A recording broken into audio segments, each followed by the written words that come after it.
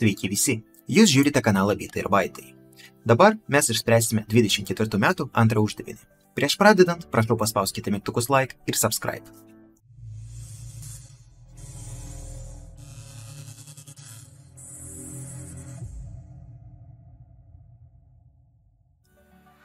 Šiais metais išėjo taip, kad antrą uždavinį išspręsti daug paprasčiau negu pirmą uždavinį. Kažkodėl taip.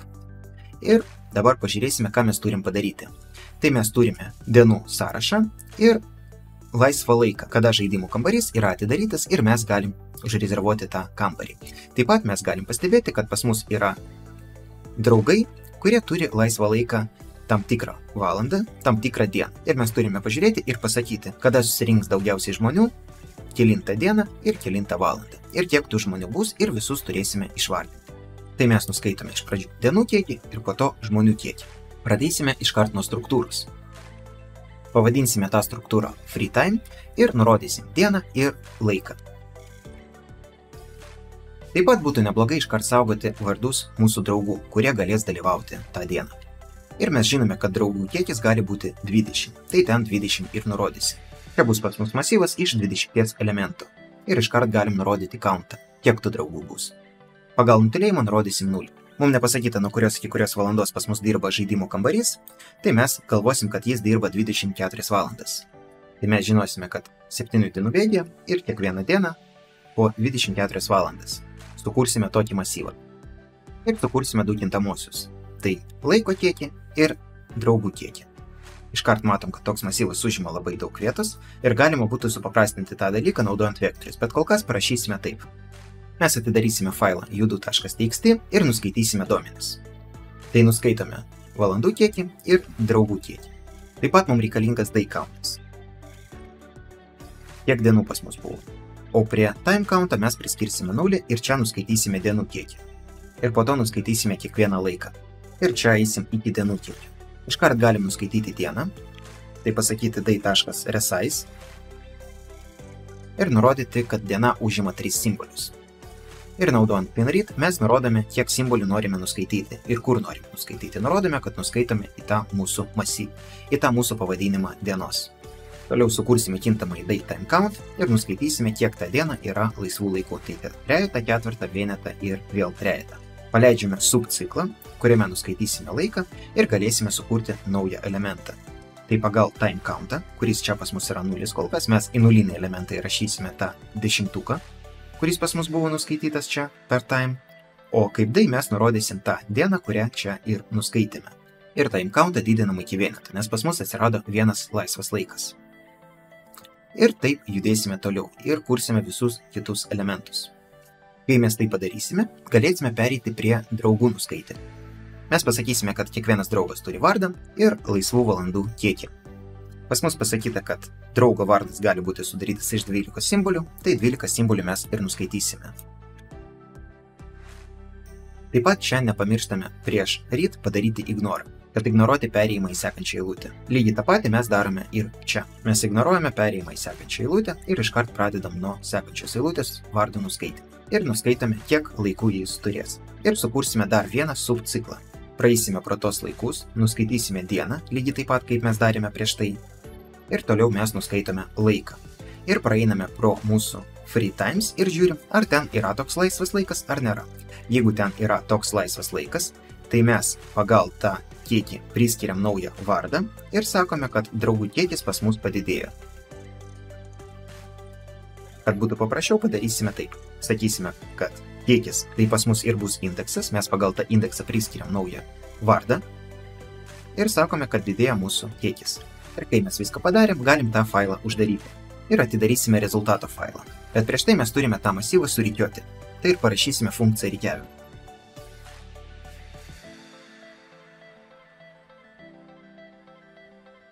Tai čia perdam mūsų masyvą ir perdam kiekį duomenų. Ir naudojant paprastą bubble sortą, mes lyginam pagal kiekį ir keičiam vietomis tos elementus. Arba galim panaudoti swap funkciją. Ir padarysime lygiai tą patį. Tai ir atliktim dabar tą rikiavimą. Perduosim laiko kiekį ir perduosim taip pat laisvą laiko kiekį.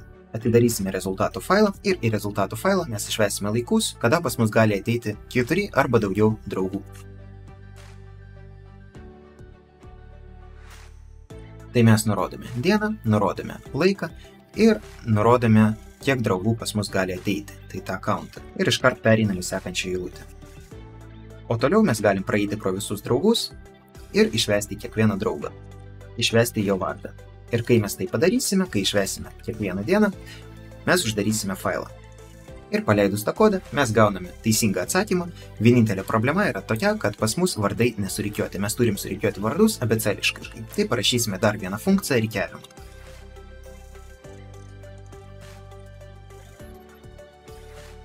Nurodome, kiek vardų pas mus bus, nurodome jų kiekį ir naudojant paprastą bubble sortą mes viską rikiuojame. Ir naudojant swapą keičiam vietomis elementus. Tai prieš išvedant vardus, mes čia turime pritaikyti sortą. Ir dabar, kaip matote, mūsų atsakymas sutampa su to atsakymu, kuris pas mus yra čia faile. Tai viskas išeina labai gerai. Dabar lygiai tą patį padarysime naudojant Pythoną. Tai pradėsime nuo klasės kūrimo. Sukursim klasę, kurioje saugosim dienos pavadinimą, laiką ir taip pat draugų vardus.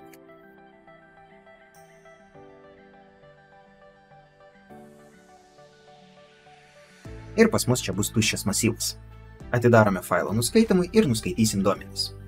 Nuskaitome eilutę, skaidome, konvertuojame ir vieną ir kitą elementą į intą ir priskiriam prie day countą ir friends count. Dabar sukursime laisvų laikų masyvą. Nuskaitome eilutę ir iškart atsisakome nuo nereikalingų tarpų ir perėjimo į sekančią eilutę. Tai po eilutės ir prieš eilutę, jeigu tokie bus. Toliau mes žinome, kad dienos numeris tai pirmi 3 simboliai. Tai pirmus 3 simbolius mes ir nuskaitome ir priskiriam ten. Ir toliau mums reikia nuskaityti laikus. Tai mes nuskaitome visus tos skaičius ir mums reikia atsisakyti dabar nuo šio pirmo skaičiaus, nes jis nurodo, kiek toliau bus reikalingų mums skaičių. Tai mes tiesiog sakome, kad pradedam ne nuo nulinio, o nuo pirmo skaičiaus. O nulinis tiesiog turi būti išmestas. Ir dabar mums reikia praeiti pro kiekvieną laiką ir pridėti prie mūsų laisvų laikų tą naują day time. Tai mes čia perdam day ir perdam time.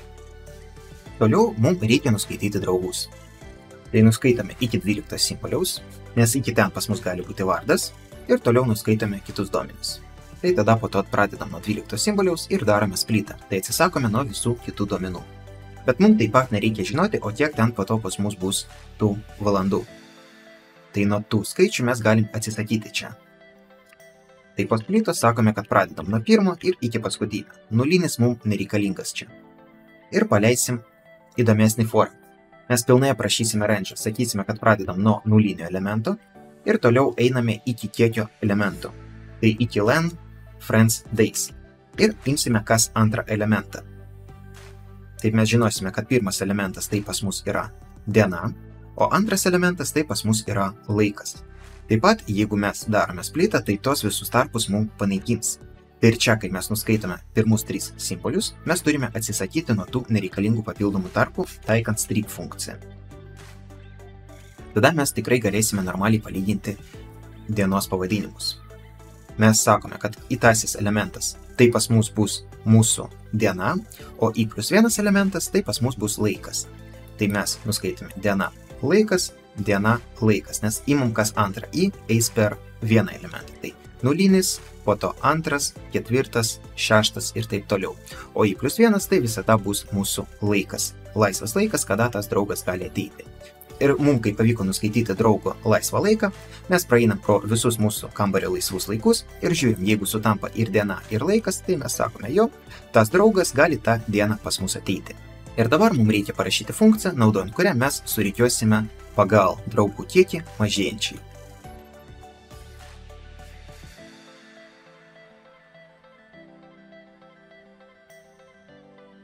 Na ir jeigu jūs žinote, kaip taikyti sortą, tai jūs galite pritaikyti sortą, pasakyti, kad pagal ilgį jūs reikiuosite ir mažėjančiai. Jeigu nežinote, tai galima pritaikyti bubble sortą vietoj tos eilutės.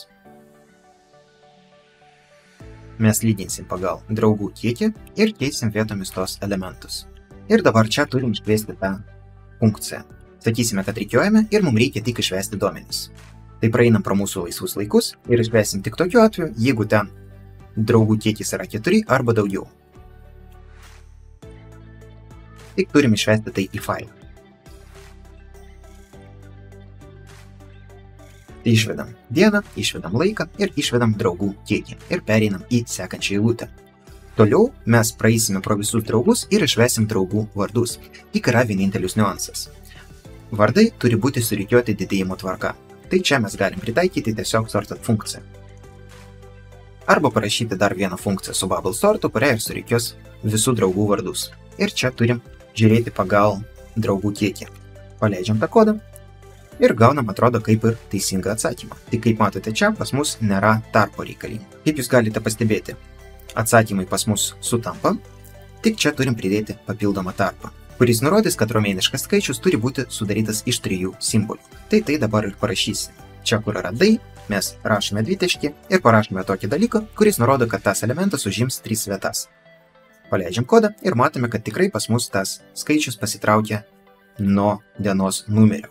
Ir va toks paprastas pas mus sprendimas išėjo. Jei norite užsakyti pamoką, galite tai padaryti paspaudus pirmą nuorodą video aprašyme. Ačiū, kad žiūrėjote, lauksiu jūsų kitoje pamokoje.